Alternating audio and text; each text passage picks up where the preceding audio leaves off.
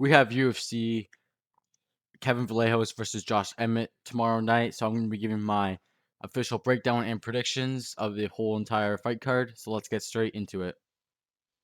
The first matchup, we have Pierre Rodriguez versus Sam Hughes, and this is actually a rematch. Where in the first fight, Pierre Rodriguez was just a little bit better than Sam Hughes everywhere the fight was. And I don't really think it's going to be much different. Sam Hughes is known for being incredibly tough. She wins a lot as an underdog. She just keeps moving forward. She'll go for the takedowns. She just came off a submission win over Shauna Bannon. And she's on a three-fight win streak, most of them being an underdog, I'm pretty sure. I think almost all of them. To beat undefeated Victoria Dudikova, which I thought was a decent one at the time, but now Dudikova seems that she's not the best. I don't know if she's in the UFC still. But Pierre Rodriguez, she's tough. She can hit hard. She has 5 knockouts. And her only 2 losses coming to Ardian Carneso Car Carnelossi. I don't know how to say the name. She's not bad, but she just lost to Kongwei. No, that's someone else. Sorry. But I think Pierre Rodriguez win this fight. I don't really care for this fight at all, really. I don't really like a Sam Hughes fight, but I think Pierre Rodriguez is just gonna be a little bit better than everywhere the fight goes.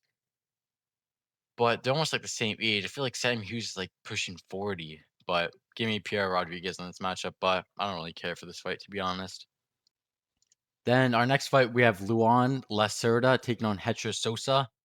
Hetra Sosa coming off a win on the Contender Series, where the whole narrative was that card was almost all around him because his father passed away due to cancer, like right before the fight. I'm pretty sure it was. So he came into that fight very emotional and was able to get the win over a very tall, undefeated prospect. I think he was like 6'3" in like featherweight or whatever weight class he's fighting in, which is insane. But Hedger Sosa, good boxer. He does have a ground game. He's gonna keep pushing forward. He has heart. He's gonna keep fighting. His only loss coming in his like third MMA, his third professional fight. But he's coming off a huge win streak. He has finishes. He can finish fight on the ground, standing, or just decision. He's very well rounded and he is defensively sound on the ground. And he does put together nice combos. On the other hand, Luan Lacerda is literally a BJJ specialist. That's all he pretty much has. He's like a BJJ nerd. His one win in the UFC to Simon Oliveira.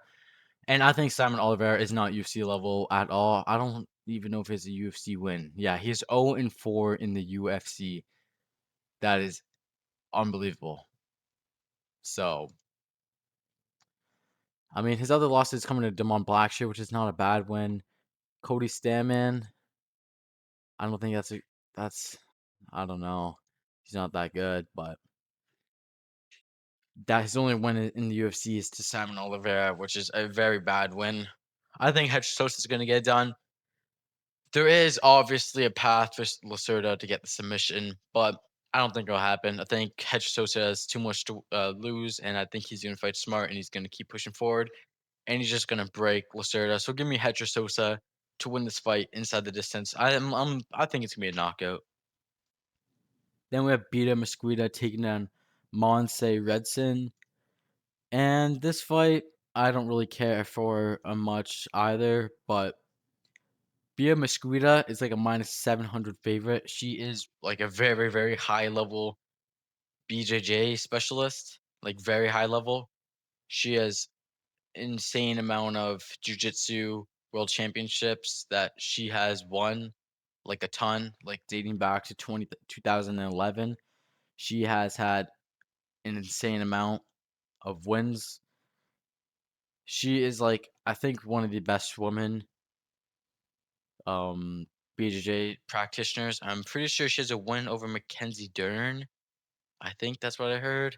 I haven't really looked into it too much, but don't quote me on that. But on the other hand, Rendon, she is 7-1. All like every fight she's had gone to the decision. Like she's not great to watch. She is like a gritty Mexican. 2-1 in the UFC, getting a split decision win over Alice Pereira, who is only like 5-0. at that time, but I don't know. I think just BM Squeeze is gonna submit her. Like if she gets the fight to the ground, it should be over. So there's really not much to say. Give me BM Squida. Like she is very strong in the grappling, training at American Top Team. Her striking is not terrible, but it's not good. But neither is Rendon. So give me BM Squida by submission. Like she's very high level, and when the fight goes to the mat. Okay, and then we have a fight between like the exact same person. Brad Tavares and Eric Anders, I swear, are like the exact same person, just different name and different look. They are quite literally the same. I like, but I think the one aspect that is on Eric Anders' side is his power. He has 10 knockout wins out of 17 MMA wins. Sorry, 10 of those are by knockout. Brad Tavares only has 5 knockout wins, and he has been knocked out 6 times. I do think he has very good takedown defense, but I mean, I don't think Eric is gonna shoot. But I mean, Brad Tavares is getting knocked out by Robert Brizchek, and Robert Brizchek lost to Ihor Peteria. It's not a good loss. Split decision loss to Jung Young Park. That's fine. I think he dropped him in that first round. Got put to sleep by Gregory Rodriguez. Bruno Silva knocked him out in the first round. Edmund Shabazian knocked him out in the first round. I think Anders is going to knock him out too. That's chin on Brad Tavares as suspect. And taking Gerald Mearshart to a decision. Like, what? Jared Mearshart quite literally, if I punched Jared Mearshart, he would get knocked out. So not much to say. I think Eric Anders is gonna have the power advantage, and that's what is gonna make him win the fight. So give me Eric Anders by knockout. And then we have an interesting matchup between Balaji Oki and Manuel Souza. Balaji Oki is a very good striker. He holds a ton of power, and he is quite accurate on the feet. The one downside of this guy is he has zero IQ when fighting. His last fight against Mason Jones, he had Mason Jones on skates. And when he hurts someone, he just starts swinging. He doesn't calculate anything. He's just going to swing and hope he lands again. He's not aiming. And then he gasses out and then gets knocked out. I think it was like the same round. He got a win over Michael Aswell Jr., who does have decent boxing too, who just knocked out Lucas Almeida in the first round, but Almeida had a broken hand into that fight. The fight against Chris Duncan, blood joke he had. He was lighting Chris Duncan on the feet, goes for a takedown and gets submitted. I don't know why he's going for the takedown. And then Timmy Kwamba, he was this huge favorite at that time in the fight. Let me see what it was. Oh, only minus 175. Sorry, but Timmy Kwamba was taken out on short notice UFC debut, and it was a split decision. Timmy Kwamba has proven he's not that terrible, but I don't know. I can't trust Balaji Oki with his terrible fight IQ. But then, on the other hand, Manuel Souza is not the greatest either. Like, he might be one of these Dana White Contender Series frauds. He does have power, he swings hard, but in his last fight, he was down 2 rounds on the Contender Series before Christian Perez death gassed and had nothing left and went to take down, felt his knee, and gave up. He did have that loss to Archie Colgan on the what's it called? Bellator. But Archie Colgan is 13-0. He is a great wrestler. His blast double legs are so fast. So I don't even rate that loss that bad. I think Manuel Sosa is gonna get the win. Manuel Sosa also has a knockout against Ruffy, but that was 7 years ago. So I feel like if I pick Balaji Oki, I know Manuel Sosa is gonna win. But if I take the shot on Manuel Sosa, he's gonna get fraud checked by Balaji Oki. But I'm gonna go Manuel Sosa. He's like a minus 270 favorite. I think he should beat someone like Balaji Oki, but Balaji Oki has hands. I just don't think the grappling threat is gonna be there. So give me Manuel Souza in this fight. And I think he should be able to finish someone like Balaji Oki, who can be finished, but a little bit of low confidence on this one. And then we have Elijah Smith versus Su Yong Yu. Su Yong Yu is his nickname's like Jiu-Jitsu. He has very good jiu-jitsu, but he doesn't chase the submissions. He does like to have his position. He's 3-0 in the UFC, beating I don't know how to say this guy's name. some Chinese guy. Then Cunningham, who AJ Cunningham is not good at all. I don't even think he's in the UFC anymore. And then beat Long Zhao, who just got 2 points deducted against Cody Garbrandt. But he has good takedowns. He has this like karate stance, which is a little bit weird to see in the grappler.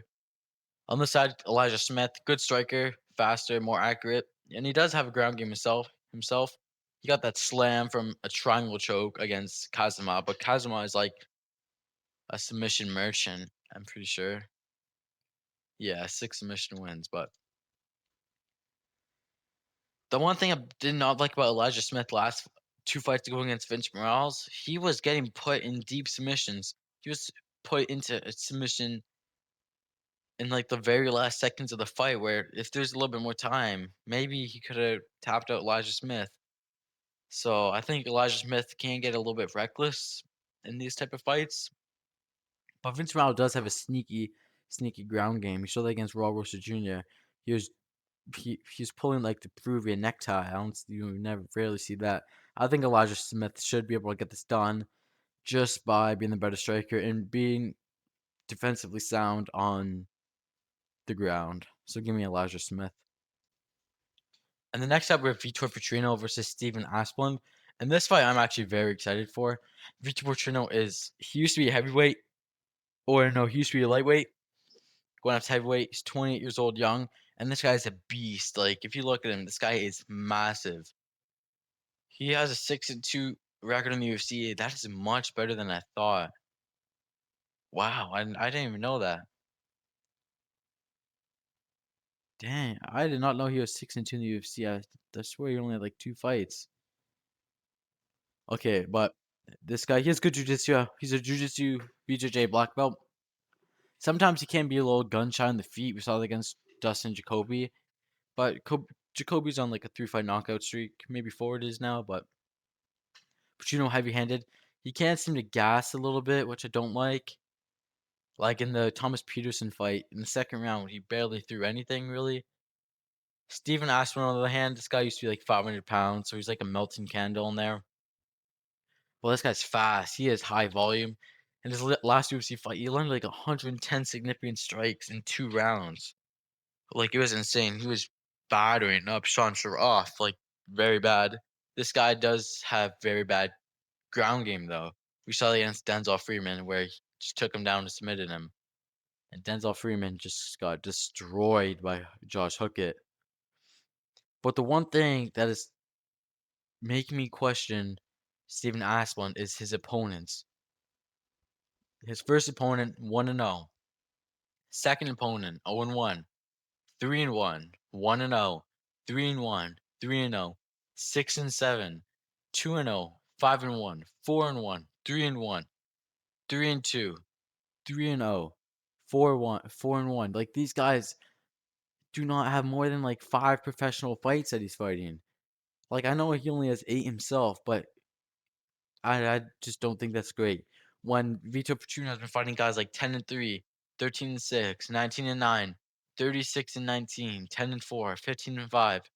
Like these guys have, I think he has much more experience against these guys with more experience, and I just think that's gonna be a factor in this fight. So I think Vitor Petrino is gonna be able to get him down. He's gonna land a ground and pound. I could see a submission maybe, but I think he's gonna knock out Steven Asplund. I am a big fan of Steven Asplund. That's gonna be hard to see if I see him get knocked out. But I'm just going to play smart and go Vitor Petrino. Then we have Chris Curtis and Mittebek Orbai. And this one's very exciting too. Chris Curtis, we know what you can get from him. He used to have very solid takedown defense, but as later in his career, it's been going down a little bit. He has very nice boxing, but he can be a little like gun shy, like we saw in the Max Griffin fight, where it's a split decision. And then he got head kicked in the very last second against Roman Kopylov. And Brandon Allen was able to take him down over and over and over and over. Like at will, he was able to take Chris Curtis down. Chris Curtis is tough though. You have to give him that. Only 2 knockout losses and 1 submission losses, and the rest are decision. Very nice boxer, but he can be a little gun shy at times. Oilby, on the other hand, this guy is relentless. He is literally just gonna keep moving forward, whether that's striking. If he wants to take you down, he's gonna take you down. And if he takes you down, he is literally not gonna let go of you. We saw that in the US Medic fights, where Medic is on a roll right now. Medic has like, what is it, 3 fight win streak all by knockout in the first round and is ranked now. And Orbai just took him down. Medic would get up against the fence. She would take him down again and again and again until he got the neck crank. It was insane. Like, he stuck to Medic like glue. And then we saw in the Jack Hermanson fight where he put Hermanson to sleep out cold, and it didn't look like that powerful shot. It's either Orba has power or Jack Hermanson just has zero chin. And I think it's a little bit of both. And then he submitted Musayev by Kimura, but that was on short notice. And I think this weight class is very good for Orbai. He has not lost to this weight class yet. So I'm going to take Orbai here. And when he gets a fight to the ground, he's hunting submissions. I don't know if he's going to be able to finish Chris Curtis. I could definitely see it. Chris Curtis is dropping in weight, which I don't think you want to do when you're at like 38 years of age. I think he should probably stay at middleweight, but I don't know. He's going to be able to cut those extra 15 pounds. So I'm going to go with Orbai in this fight. I could see him finishing Chris Curtis, so give me that. And then we have Bruno Silva and Charles Johnson, and this is an interesting matchup because I would really like to take Charles Johnson, but we just saw Charles Johnson get put to sleep by Alex Perez, a veteran. Like Charles Johnson is known for destroying these prospects like Loner Kavanaugh, Joshua Van, but I don't know. Bruno Silva, I have a feeling Bruno Silva looked very, very sharp in his last fight against Hung Young Sark, where he destroyed him and just submitted him. But Bruno Silva, his only loss since 2020 is Manel Kopp and Joshua Van, who are champion and like what is it, number one ranked in the world right now. Manel Kopp is, and Manel Kopp just destroyed Brandon Royval in the first round. I don't know. This one's close. I think it's too fast of a return for Charles Johnson. His last fight was in January, 2 months.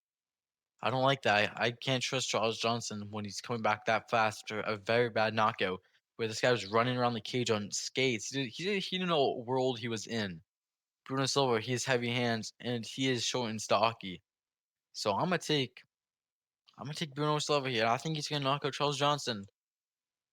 Charles Johnson could definitely win this fight, but I'm just going with my gut. I think Bruno was gonna catch him, and I f we might see a decline in Charles Johnson's chin. So I don't know. Give me Bruno Silva in this matchup. And then we have Umar Sai and Ian Kutalava. I'm not a big fan of Umar Sai at all, really. He has a good ground game, 4 submission wins, 5 knockouts. Submitted Brunson Ribeiro. Knocked him out with punches from like back mount. And then lost a staring contest to Alonzo Menafield. And he was a huge favorite in that fight too. Minus 715 favorite and loses to Alonzo Menafield. Like, what are we doing? I don't know. I don't know.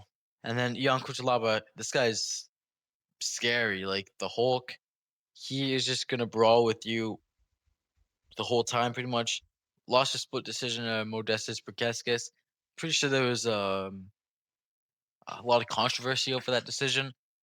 Destroyed Ebo Aslan, who is not good at all. I got a split decision win over Ivan Urslan, but Ivan Urslan has not won in the UFC yet.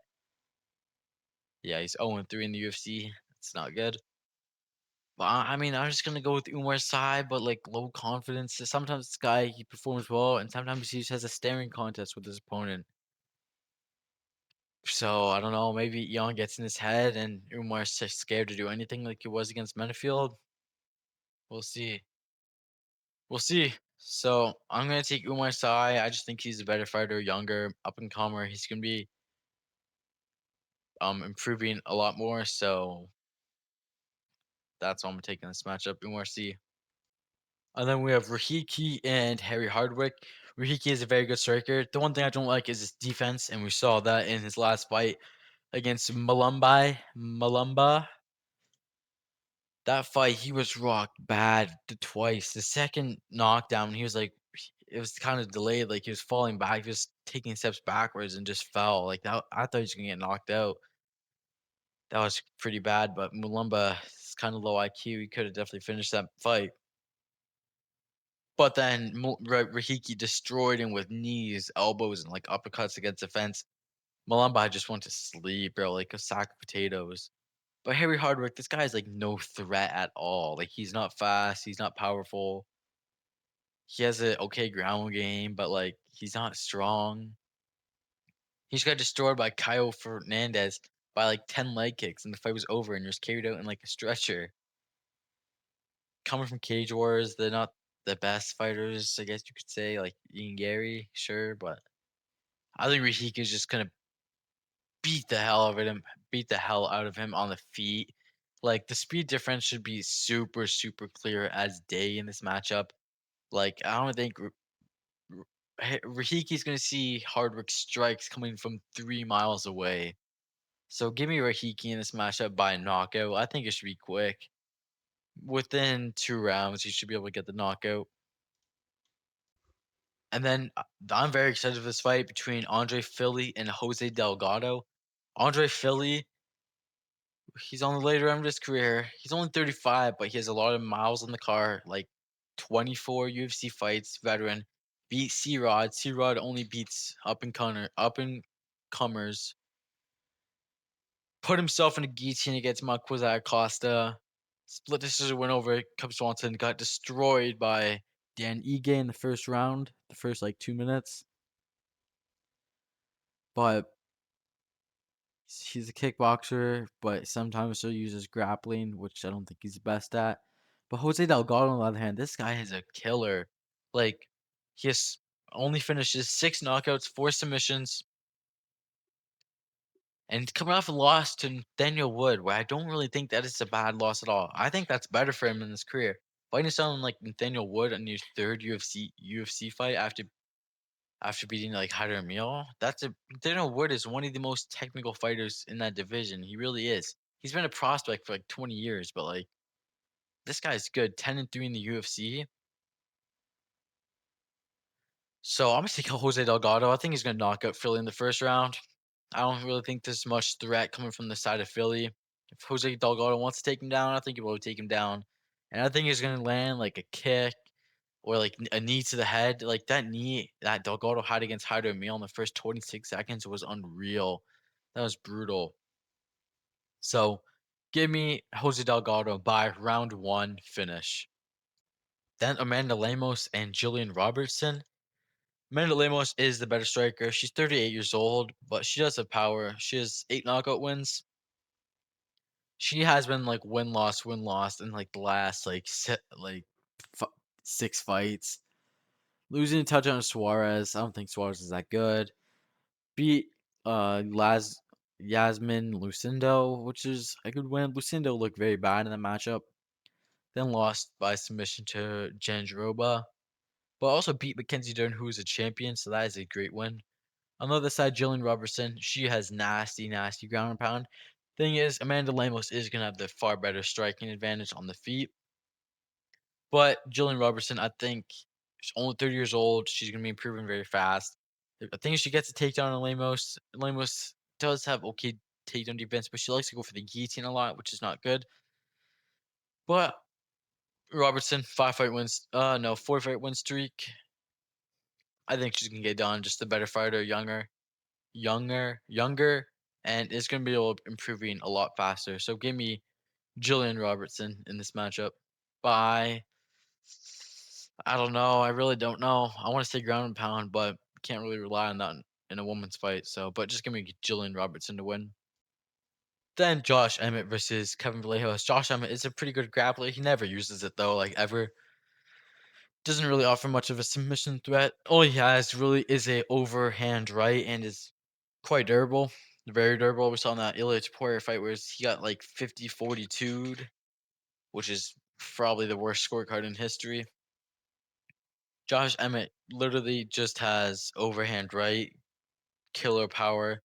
He is like 41 years of age. I don't really think he's going to be improving that much.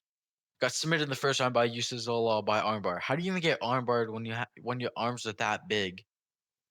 Lost to Leron Murphy. Murphy, not a big fan of him, but he is fighting Movzar for What's he called? When like the one who gets title eliminator, whatever you want to call it. Destroyed Mitchell into a coma. That was brutal. But before that, I got killed by Ilya Taporia. Kevin Vallejos, very good boxer. He has a stance like Ilya Taporia. Obviously, most things as good as him. Just his box striking looks like it. His only loss coming to Gene Silva in the Contender Series.